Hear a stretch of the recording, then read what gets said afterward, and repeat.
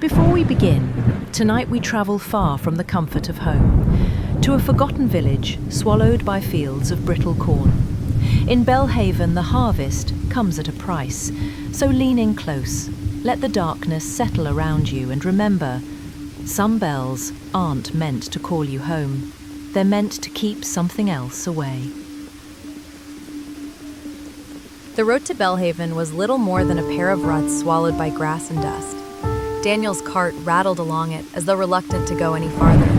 He couldn't blame it. The land here seemed strained, like a taut rope ready to snap.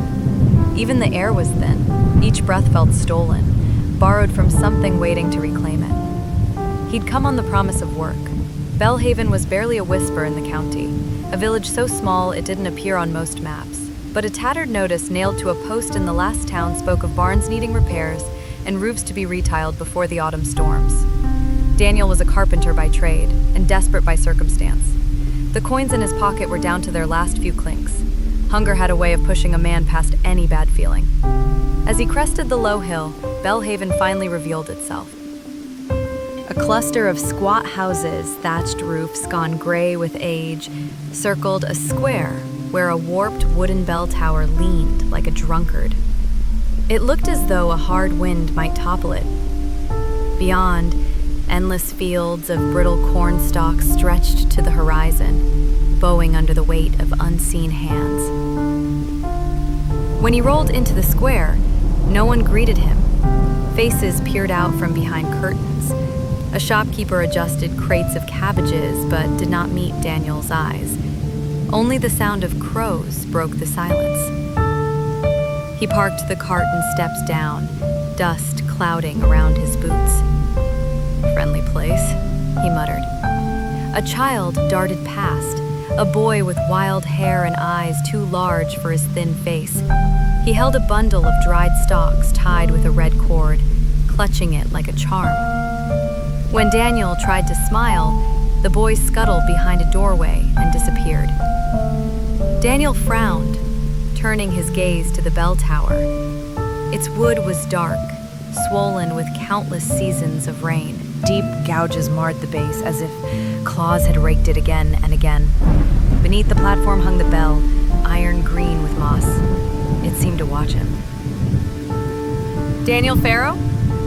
The voice startled him. A woman stood by his cart, slender, in a dress the color of soil. Her hair was tucked under a scarf, leaving only sharp cheekbones and pale lips that barely moved. Yes, Daniel stammered. "I sent word ahead. About the carpentry?" She nodded once. "You'll find lodging at my uncle's house. He's the village elder. Rooms are prepared." Daniel glanced around. Still no curious villagers. No welcomes, no outstretched hands. Just shuttered windows and the sighing fields.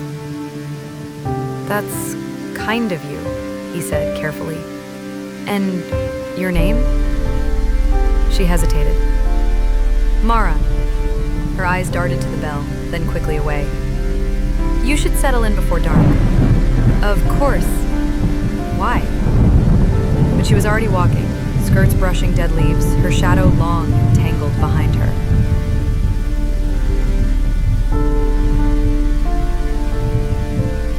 The elder's house was near the far edge of the village, its yard crowded by overgrown hedges and crooked fence posts. Inside, it smelled of old paper and damp stone. The elder himself, a stooped man with a trembling mouth, barely spoke, only pointed Daniel to a narrow bed and left him alone. Night crept in like a rising tide. Through the tiny window, Daniel watched the villagers light lanterns and place them along the dirt paths, their movements brisk, furtive. Some knelt and whispered prayers, others tied red cords around fence posts, always in threes. A low wind crawled through the cornfields, carrying a murmur that made Daniel shiver. It almost sounded like breath. He shut the window tight. Somewhere near midnight, a sound shattered the hush, a bell, deep and hoarse, rolling out across the fields. Daniel sat upright, pulse racing. The bell tolled again and again, 10 slow times. After the last echo died, silence closed in, heavier than before. In that silence, Daniel thought he heard a soft scrape against the walls, something brushing by, testing the boards. He held his breath. It moved on. A minute later, only the lonely creak of rafters remained. He lay back, eyes wide, staring at the dark beams overhead. Sleep took him at last, fitful and thin.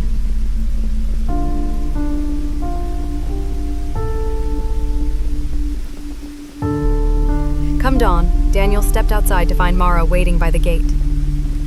"You heard the bell?" she asked, voice flat. "I did. It's tradition?" Her eyes were hollow. "It keeps the fields fed." "Fed," he repeated, half laughing. "You mean blessed?" But she didn't laugh. Instead, she leaned close, breath smelling of damp earth. "Whatever you think you came here for, Daniel, finish quickly. Don't stay for the harvest." Before he could answer, she was gone, slipping between the leaning cottages like mist. Daniel watched her go, uneasy. He turned to the bell tower once more. From this angle, he could see dark stains trailing from its base into the soil, as though it bled into the fields.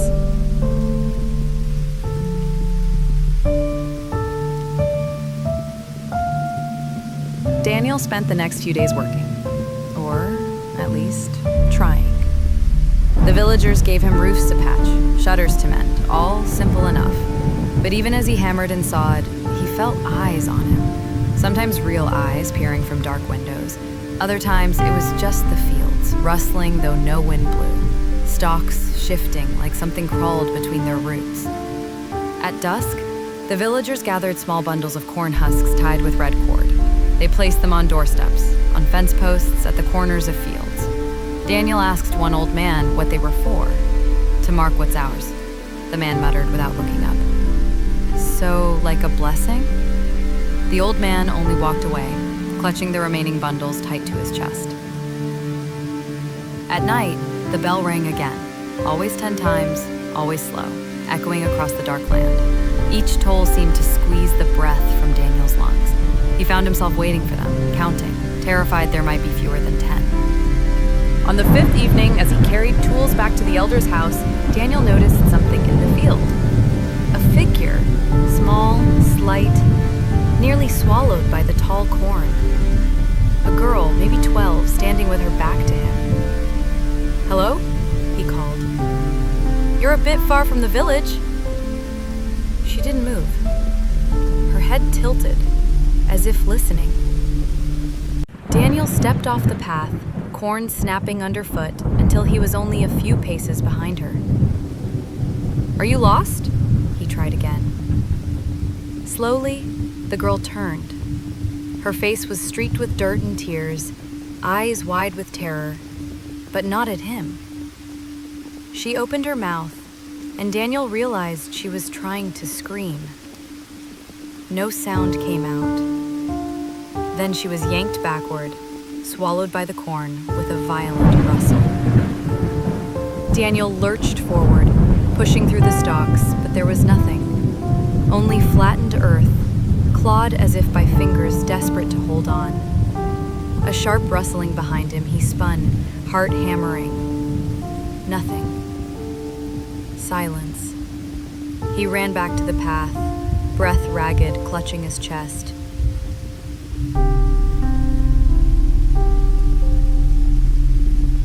That night, Mara found him outside the elder's gate. Her face was drawn, eyes darker than before. She grabbed his wrist, her grip iron. "You saw it, didn't you?" she whispered. "Saw what?" "That girl. Something pulled her under. Is she?" "She's gone," Mara said flatly. "Like others before. You need to leave, Daniel." He tried to pull away, but she held him firm. "You said it yourself. You needed the work. Finish it quickly, before the bell fails." He stared at her, throat dry. "What happens if it fails?" Mara shook her head. Her voice broke, barely a breath. "Then the fields come to collect what's owed." 2 nights later, Daniel lay in bed, sweat-soaked. The night was hotter than before, the air sticky, smelling of rotting leaves. He waited for the bell. It didn't come. The hour crawled by, moon crawling behind thin clouds. No sound. No iron voice to chase back the dark. Instead, he heard scratching at the walls. Soft at first, then harder, long drags across the wood. Something brushed under his window. The latch rattled, slow and testing. He covered his ears, squeezing his eyes shut. It felt like hours before the noises drifted away, leaving only his pounding heart. At dawn, Daniel stumbled into the square. Villagers clustered around the bell tower. The bell hung still, but the rope had snapped. Shreds of it lay scattered in the grass, stained with something dark. The elder stood beneath it, hollow-eyed. Mara was there too, gripping a bundle of red-corded stalks so tightly her knuckles blanched. "It happened before," Daniel said, voice rough. "Didn't it? That's why you have the cords, the lanterns, the bell." The elder didn't look at him, just whispered, "It's hungry this year. We were late." Mara turned to Daniel, tears brimming. "Go, now, if you can." But all around them, the fields rustled, not with wind, but with something moving, closing in. Daniel looked toward the path out of Bellhaven. The corn bent low across it, tips brushing the dirt as if to block the way.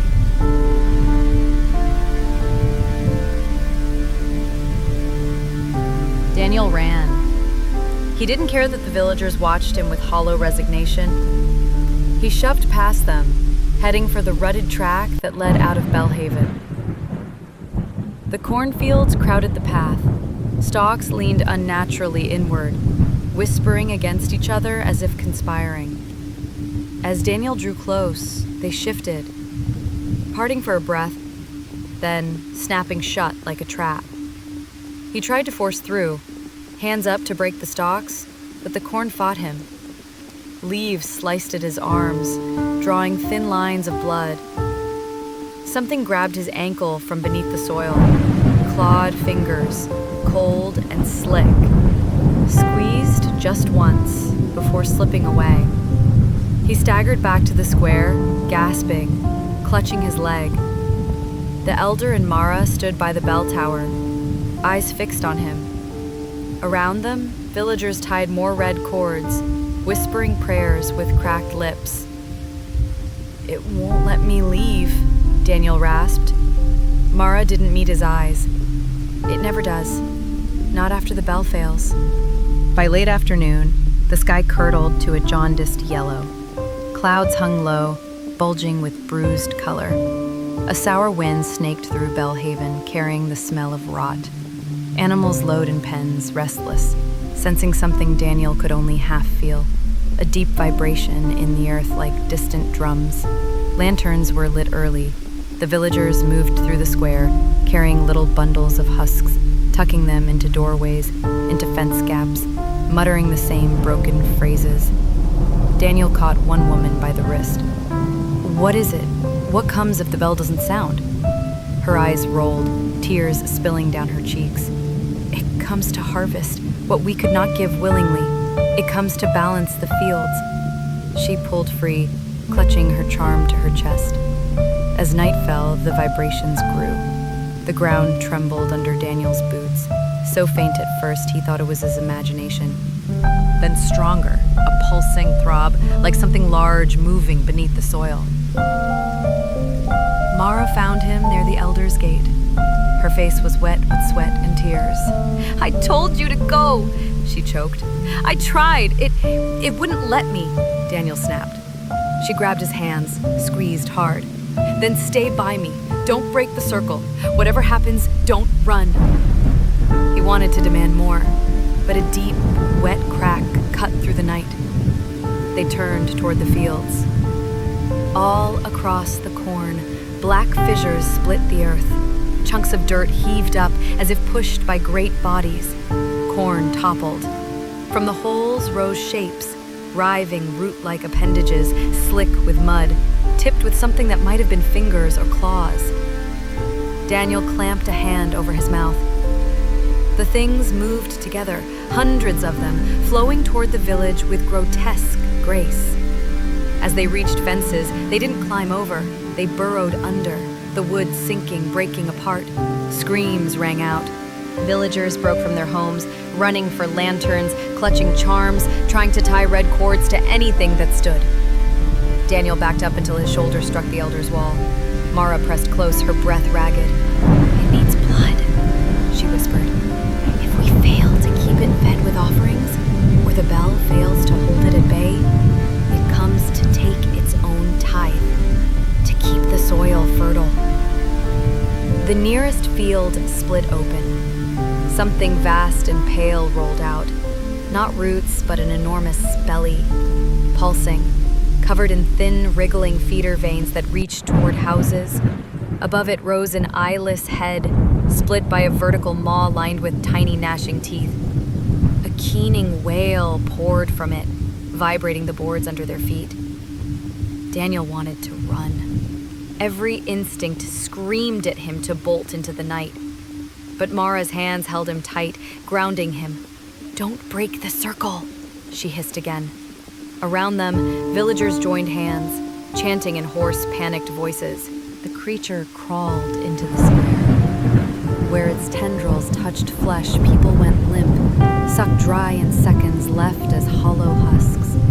The bodies twitched even after they fell. It moved toward them. Daniel's knees buckled. He clutched Mara's hand so hard he thought her bones would break. Suddenly, the creature stopped, head tilting as if scenting the air. Its maw opened, a wet gurgle echoing deep inside. Then it turned, slithering past them into another cluster of villagers who had broken their line and were fleeing in terror. Screams tore through the dark, bones cracked. The chanting circle around Daniel and Mara held, barely. When the creature finished, it turned toward the fields again.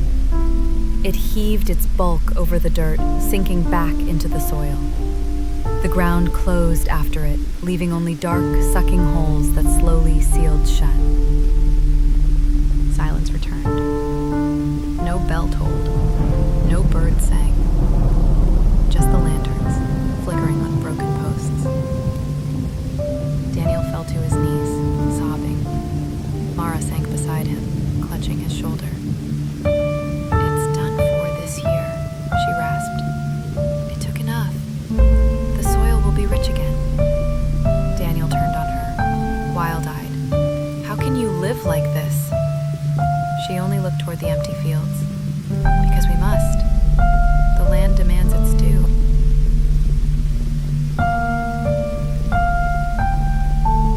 Morning in Bellhaven did not look like any morning Daniel had known. The sky was brittle blue, washed clean by horror.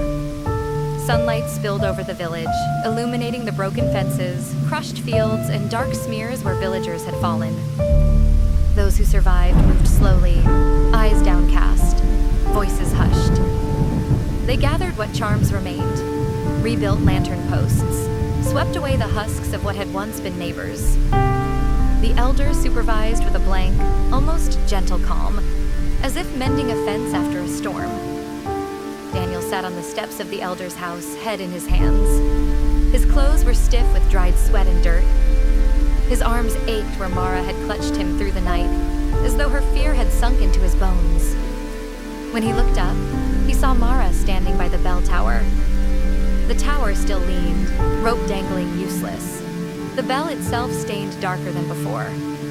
It looked less like a tool of worship, and more like a warning marker on a shallow grave. Mara approached, her face drawn but resolute. "You should leave now," she said quietly, "while you still can." Daniel shook his head, almost laughing. "How? The road's still closed with that thing under the soil. The corn fights me. I tried, Mara." Her eyes softened with a sorrow that felt older than either of them. "It won't keep you now. It's fed for this season. The land will let you pass. The harvest took what it needed." Daniel stared at her. you? All of you? How can you live knowing it'll happen again next year? She looked past him to the fields. Because we have no choice. If the soil isn't fed, it takes everything, not just a few. Then nothing grows. We all starve. This is the price of living here. A long silence passed. Daniel rose, unsteady. I could go back to the road, hitch my cart, never look back. Find another village that doesn't bleed for its crops. You could, Mara agreed. Her eyes were tired, but there was a faint glint there, a question she wouldn't ask aloud. Daniel looked at the bell tower again, at the villagers repairing fences, righting toppled posts, already binding new red cords. Preparing for the next year, preparing always. Something in him cracked. He wasn't from Bellhaven, but he was hungry, desperate, alone. And now, complicit. The land knew him. Mara reached for his hand. You could stay. We'll need the bell repaired, stronger this time. A carpenter could live well here. We always have work. Always. Her grip was warm, steady, like roots. Days later, Daniel stood atop a fresh scaffold, guiding new beams into place for the bell tower. The villagers moved below like ants, hauling stone, forging new iron clasps. The elder watched, lips moving in constant muttering prayers. Mara passed beneath him, eyes meeting his. She offered a faint, tired smile. Daniel felt it echo somewhere deep in his hollow chest. That night, as lanterns lit once more along the paths, Daniel sat outside the elder's house, carving new charms from corn husks, tying careful knots with red cord. He glanced at the fields. In the moonlight, they looked peaceful, almost beautiful. But he knew better now. He tied the final knot tight, whispering words he'd heard the villagers chant, even if he didn't fully understand them. In the distance, the soil shifted, just a little, enough to remind him it was listening. The bell above his head did not ring tonight, but someday soon it would. And Daniel would be here to make sure it did. To keep the land fed. To pay the harvest's price. Because in Bellhaven, survival was never free. It always demanded its due. Thank you for wandering these haunted fields with me tonight. If you found yourself holding your breath, you're not alone. Here on Cloudtale, we share many shadows, from cursed villages to ancient forests that whisper your name. So if you're brave enough to return, subscribe, and let the darkness find you again. Until then, keep your lanterns close and listen carefully. You never know when the harvest might come calling.